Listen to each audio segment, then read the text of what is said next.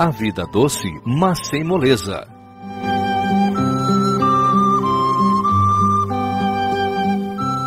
Quatro anos da vida de uma abelha.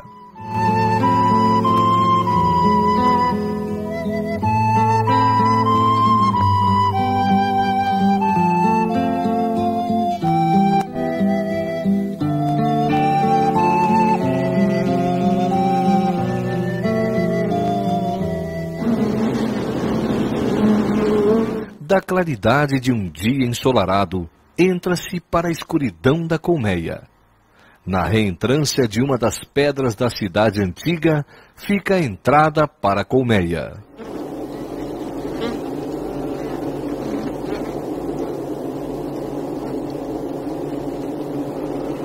As abelhas macho, chamadas zangões, vivem como minoria nesta comunidade. Seus corpos e olhos grandes chamam a atenção. Além de acasalar com a rainha, sua vida se resume em doce descanso. Acaba, no entanto, em tragédia. A mãe de todas as abelhas é a rainha. Entre a primavera e o outono, ela põe diariamente mais do que o seu próprio peso em ovos. Após sua vida de 4 a 5 anos, ela deixa 1 milhão de crias. Ela é constantemente acompanhada por suas servas, chamadas de operárias.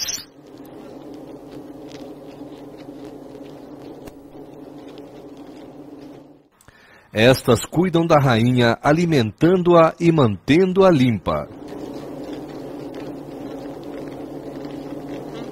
Antes de botar o ovo, a rainha, juntamente com suas servas, verifica se a célula está vazia e adequada para o ovo.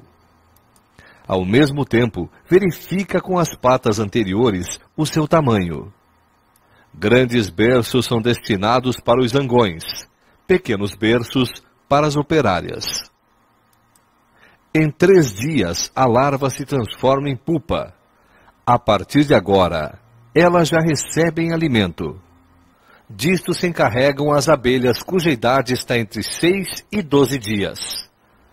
Nestes primeiros 3 dias, as larvas são alimentadas com um suco alimentar produzido nas cabeças das operárias.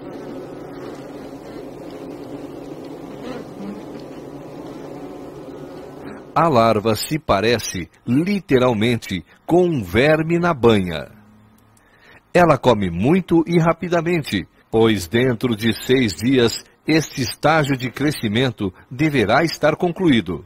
Mas, para crescer, ela também precisa de calor. As abelhas mantêm a temperatura dentro da colmeia constantemente em 35 graus centígrados. Quando a temperatura se eleva, elas funcionam como ventiladores. Como em beliches, os favos se alojam em células, um acima do outro.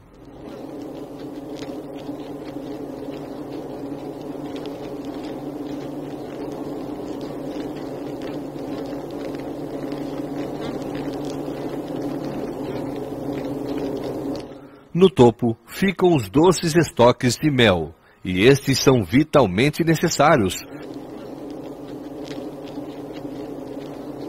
pois a partir do 4º dia, o alimento das larvas passa a ser mais substancioso.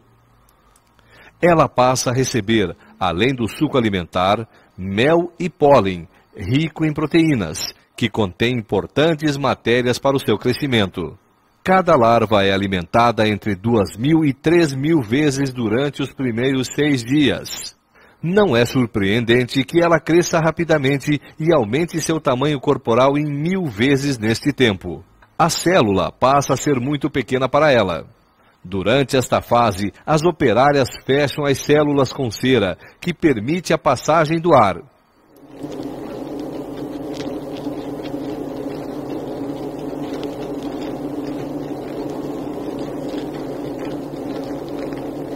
As operárias finalizam com sucesso sua primeira tarefa. A partir de agora, a nova geração está por conta própria.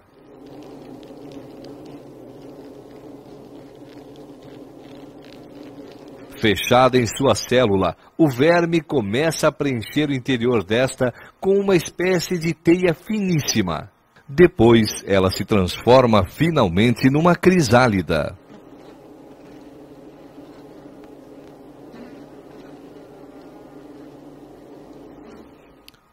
Agora já se podem perceber semelhanças com a abelha totalmente desenvolvida.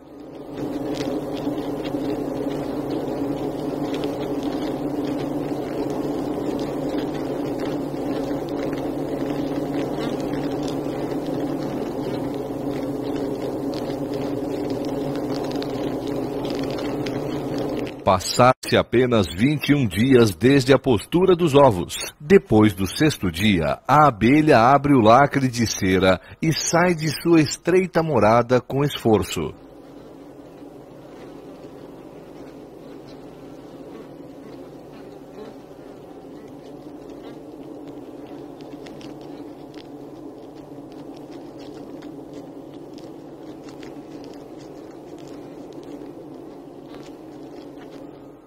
A primeira coisa que faz é se alimentar.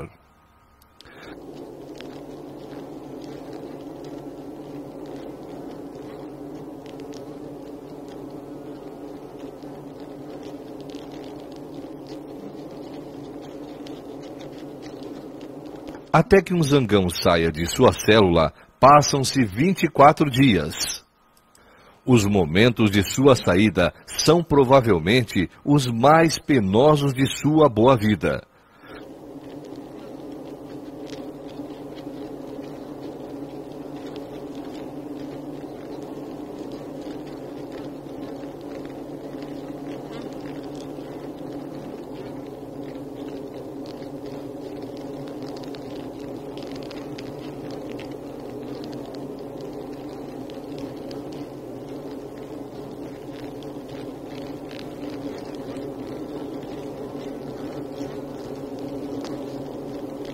Logo, ele o consegue.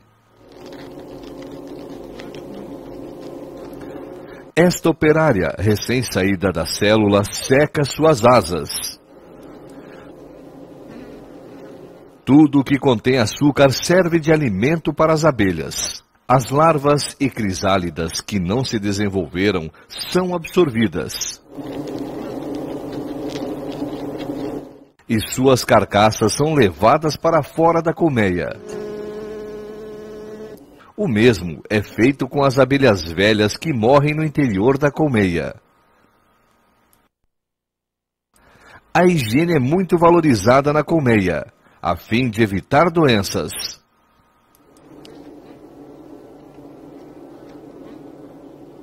A limpeza da colmeia é uma das primeiras tarefas de uma abelha, e assim que uma nova abelha sai da célula, inicia-se a limpeza desta.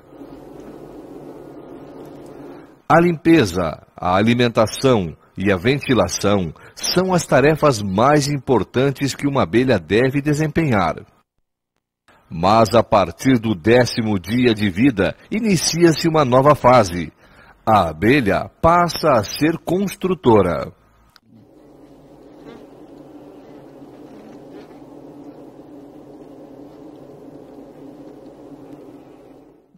As abelhas constroem seus favos a partir do teto da colmeia, em direção descendente.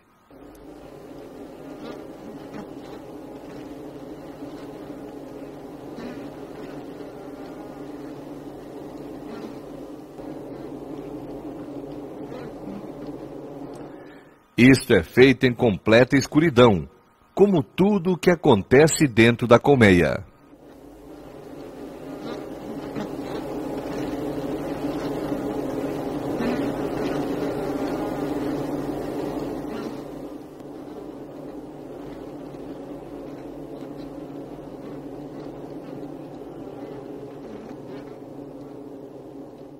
A cor dos favos é, no início, ainda quase branca. Com o tempo, após a passagem de muitas patas de abelhas sobre ele, torna-se amarelo-ouro. Cada abelha carrega em si uma pequena fábrica de cera. Em sua parte traseira, a cera emerge em forma de pequenas escamas.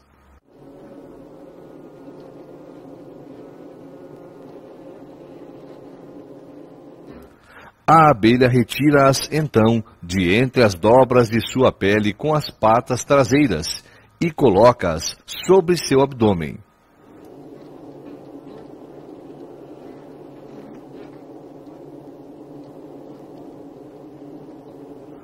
Transporta-as, então, até sua boca. Antes de poder ser utilizada, a pequena lâmina de cera é dobrada e misturada à saliva. Como ferramentas, a abelha se utiliza de suas mandíbulas.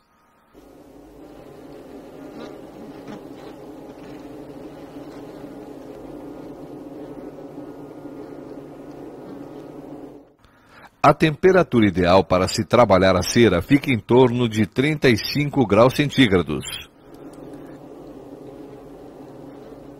Se a temperatura se eleva, a cera fica disforme ou derrete. Então é preciso trazer água e fazê-la evaporar. Desta forma, a temperatura ambiente é diminuída. Mas não se constrói apenas com cera. Os membros de uma colônia também se transformam em materiais de construção.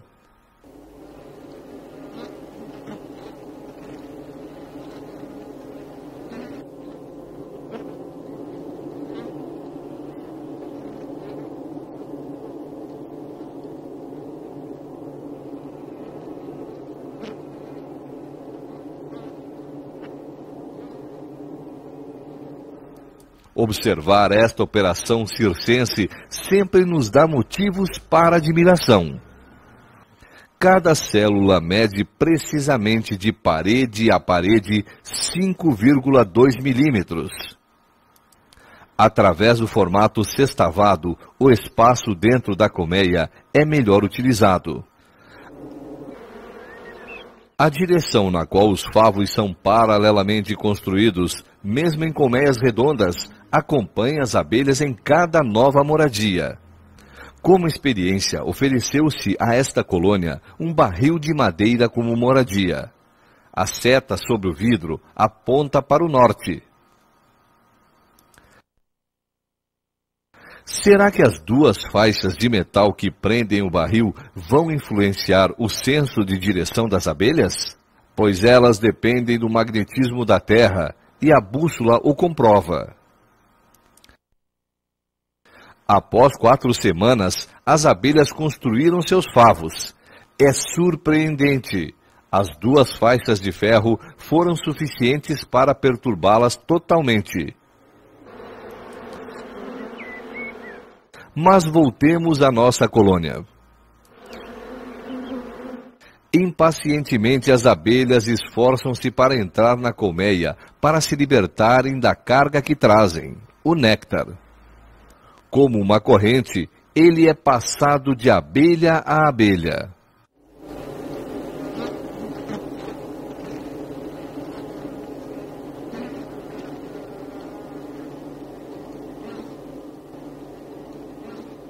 Ainda de uma cor amarelo clara, o mel é estocado primeiramente em células.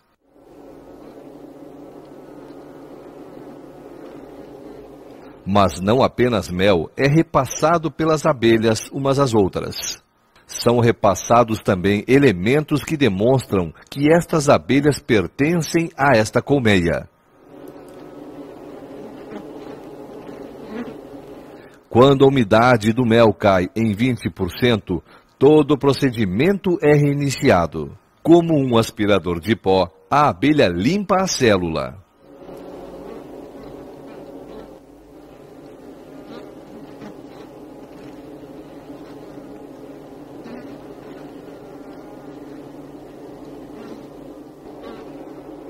Pela primeira vez, as operárias misturam o mel à sua saliva.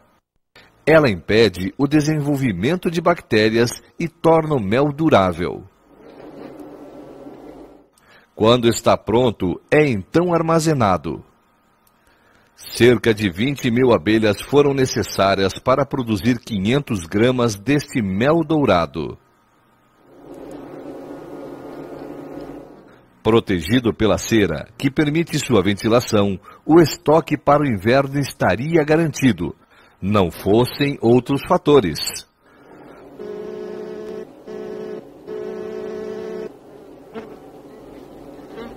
Já o homem da Idade da Pedra costumava apropriar-se do doce produto do trabalho árduo das abelhas, e até hoje ele é tido como um alimento precioso.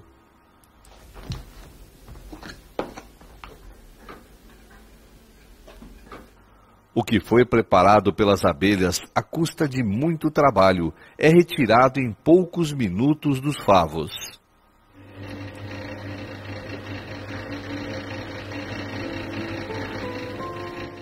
Este jarro de barro egípcio, da época dos faraós, mostra que as abelhas são mantidas pelo homem há muito tempo. E este cesto búlgaro foi utilizado para a criação de abelhas há 2000 anos. A colmeia utilizada na região de Lüneburger Heide deveria espantar maus espíritos e doenças. Ainda hoje, na África, troncos ocos de árvores são utilizados para a criação de abelhas.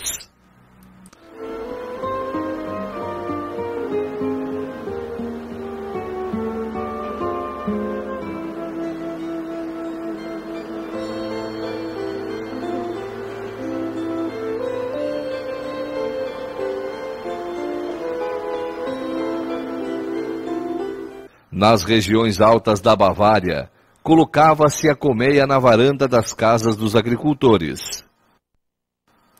A apicultura com a utilização de cestos ainda é mantida hoje na Lüneburger Heide.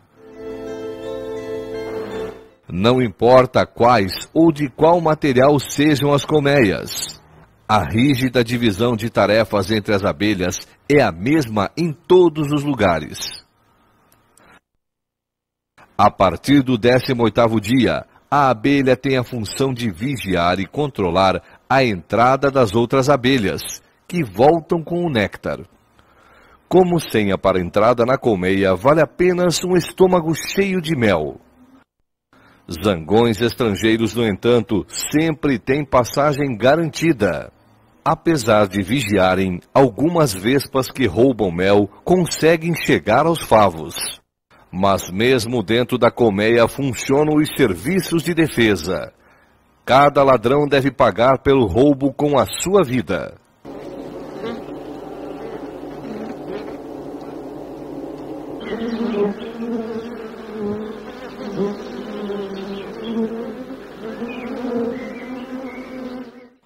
Se uma abelha pica outro inseto, consegue retirar seu ferrão intacto.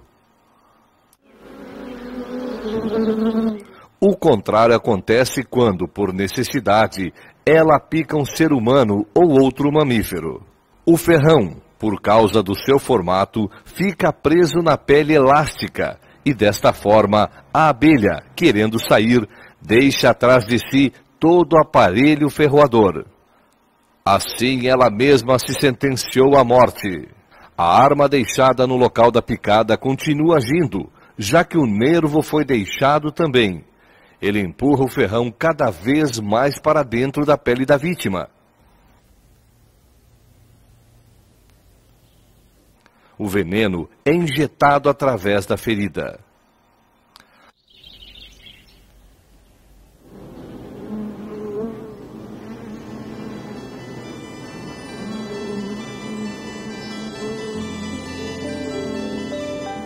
Após sobreviver às suas 3 primeiras semanas de vida, a abelha passa finalmente a conhecer a claridade e o colorido do mundo exterior à colmeia. Ela passa a ser, então, coletora. As cerca de 6.000 a 7.000 abelhas de uma colmeia de médio porte realizam por volta de 50.000 voos diários e visitam entre 2 e 5 milhões de flores. Tais campos que se assemelham a tapetes cobertos de flores já quase desapareceram do nosso meio. A variedade de flores foi substituída pela plantação de alimentos de rápido crescimento. Com eles, desenvolveram-se outros insetos. E as abelhas têm dificuldades em encontrar flores suficientes com néctar e pólen.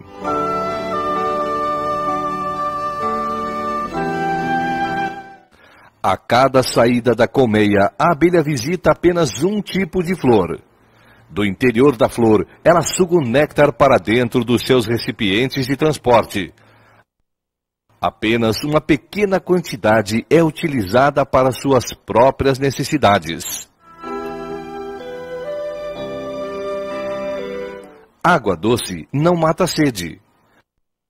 Para beber, para o resfriamento da colmeia e principalmente para a manutenção da umidade das crias, as abelhas recolhem cerca de 200 gramas de água diariamente.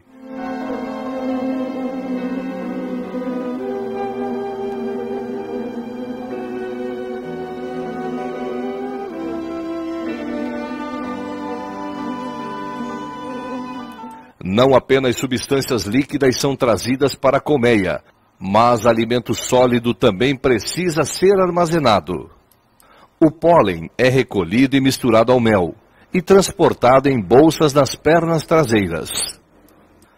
As abelhas, no entanto, não se servem gratuitamente deste banquete. Elas contribuem para a polinização das plantas.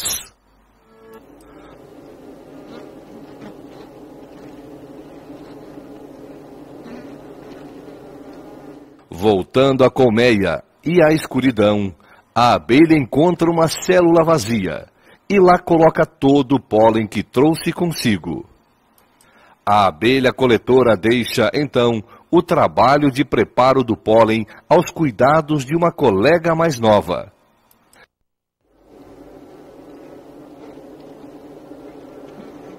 Que trabalha no interior da colmeia. Esta empurra o pólen para dentro da célula para aproveitar-lhe o espaço. E as câmaras de estoque são preenchidas camada a camada.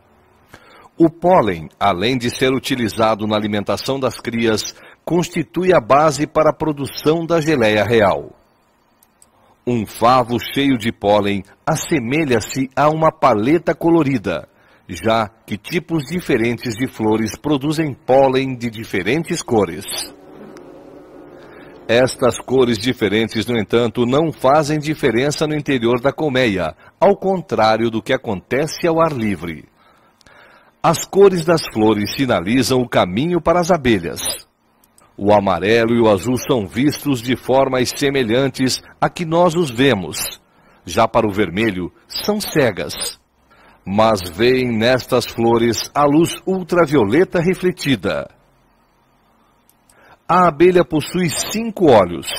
3 são pequenos pontos utilizados quando há pouca luz, e 2 olhos grandes. Este olho principal possui cerca de 5.000 pequeninos olhos, que formam mosaicos. Mas os olhos não lhes servem para orientação dentro da colmeia escura, e as abelhas se utilizam do faro, que é sentido através das antenas. Esta abelha espalha, com movimentos ágeis das asas, o odor que auxilia as companheiras que voltam à colmeia a encontrarem o caminho. Uma das abelhas se comporta de forma incomum. O que mais parece uma dança é a comunicação que traz notícias às outras. Atraídas a um pires pela água com açúcar, as abelhas são marcadas com tinta verde. A distância do pires até a colmeia é de cerca de 10 metros. Uma das abelhas marcadas inicia uma dança ora para a direita, ora para a esquerda, e esta dança contagia as outras abelhas, marcadas ou não.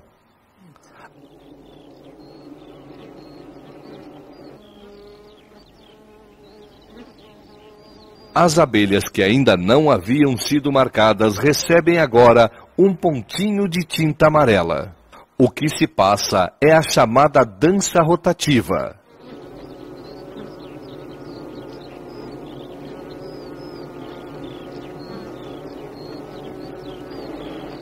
Pouco tempo depois, as abelhas marcadas com amarelo encontram o caminho até o pires com água e açúcar, graças às informações recebidas das colegas que chegaram até ele primeiro.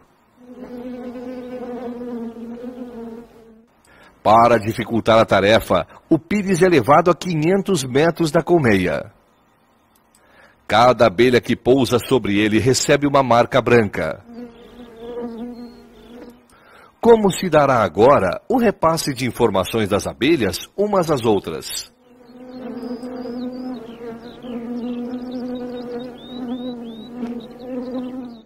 O aroma e o sabor do alimento deixam as abelhas curiosas, mas a que distância e em que direção fica sua fonte? Quem compreende a linguagem das abelhas recebe as informações por meio de dança. A abelha relatora movimenta sua cauda sempre na mesma direção, o que se assemelha à agulha de uma bússola. O número de vezes e duração de tempo com que balança sua cauda indica a distância a que se encontra o alimento da colmeia. Não só as flores coloridas oferecem alimento. Este também se apresenta nas florestas. Em meio às árvores de agulhas, o mel é produzido a partir da seiva das folhas e dos ramos. Pequenos insetos que se alimentam desta seiva são mantidos e cuidados por formigas. Para suprirem suas necessidades, estes insetos precisam absorver uma grande quantidade de seiva, e o excesso é excretado e serve para as formigas como alimento. Quando as formigas não são rápidas o suficiente para recolher este líquido, ele cai em gotas sobre os ramos e as agulhas, e estas são recolhidas pelas abelhas. Quando formigas vermelhas do bosque entram em uma colmeia, tornam-se ladras perigosas.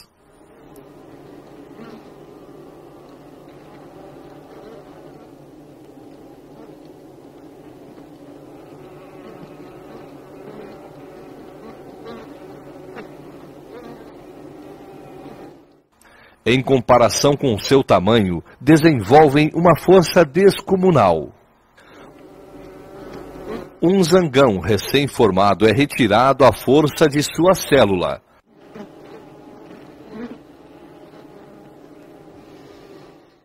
A vítima é então transportada para fora da colmeia e levada ao formigueiro.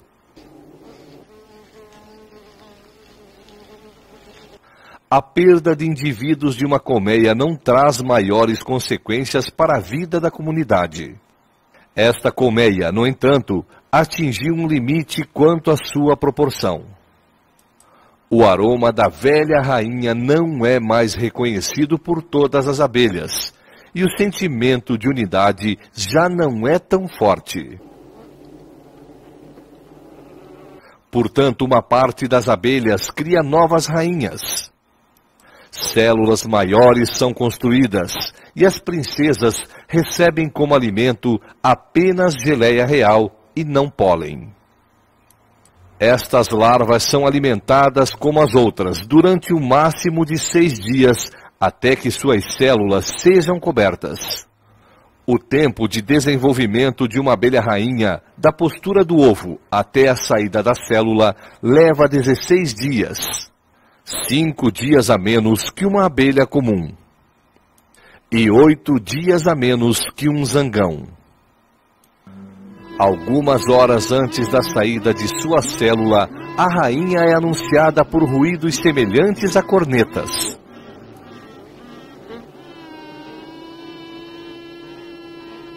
As operárias auxiliam o nascimento, que também tem seu tempo, mesmo em meio à impaciência geral.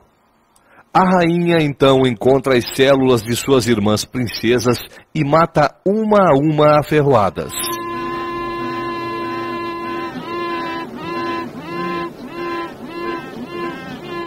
Já alguns dias antes do nascimento da nova rainha, há uma agitação na comunidade. Cerca de metade das abelhas abandonam a colmeia seguindo a velha rainha, e levando consigo o mel que conseguem carregar. O enxame voa até não muito longe e ajunta-se. Enquanto o grupo aguarda, algumas abelhas buscam um local adequado para construir uma nova colmeia. Voltam, então, e tentam convencer as companheiras a segui-las até lá. Podem-se passar dias até que entrem num consenso.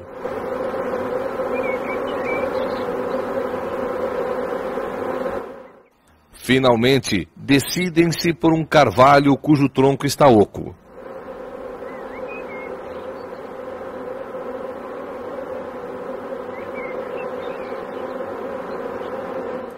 Ao entrar na nova morada, a rainha é alimentada mais uma vez, e as operárias se encarregam da construção, primeiramente de células para a estocagem de alimento e para a reprodução.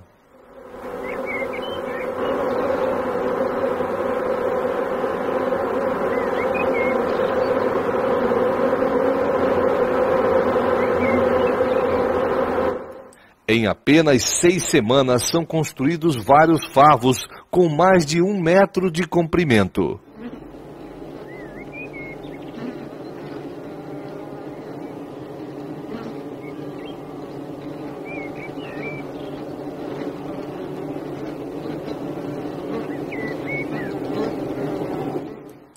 Retornamos agora à jovem rainha. Adiante de si, ela tem agora o voo matrimonial. Ela realiza curtos passeios de reconhecimento pelas redondezas.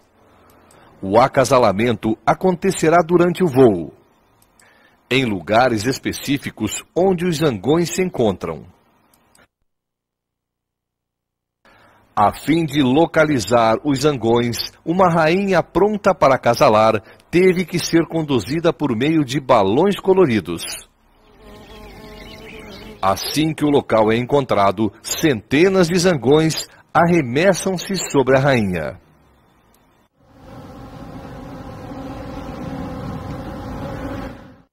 Foi preciso ativar um mecanismo técnico para limitar o acesso dos zangões.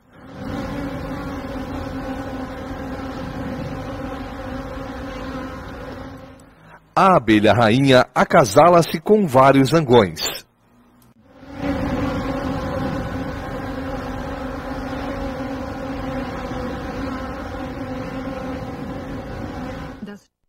Às vezes até 1 dúzia deles. Ela pode então fertilizar os ovos durante toda a sua vida.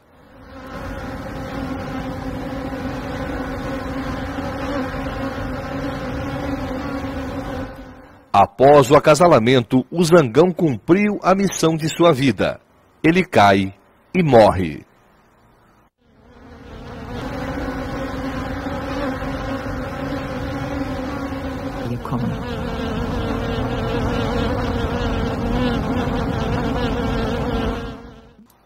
Ao final do verão, quando os dias ficam mais curtos, as abelhas iniciam uma época de racionamento. Os zangões que não participaram do acasalamento e que eram até então alimentados pelas abelhas, são agora mortos ou expulsos por elas. Estes não podem se defender, pois não possuem ferrões.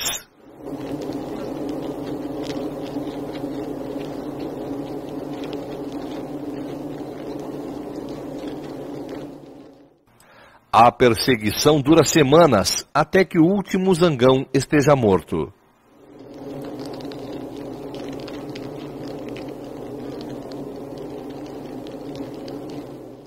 Com o outono, vêm as noites mais frias, e algumas abelhas acumulam resina de várias árvores.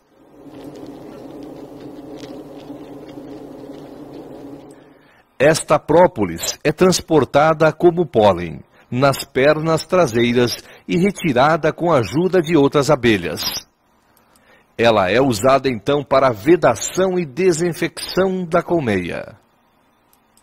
Com suas reservas de mel, a comunidade das abelhas pode resistir ao frio do inverno. Mesmo em meio a baixas temperaturas externas, as abelhas mantêm o calor no interior da colmeia. O termômetro marca menos 17 graus centígrados ao ar livre, e a temperatura no interior da colmeia é de 25,4 graus centígrados. As abelhas se mantêm próximas e alimentam a rainha.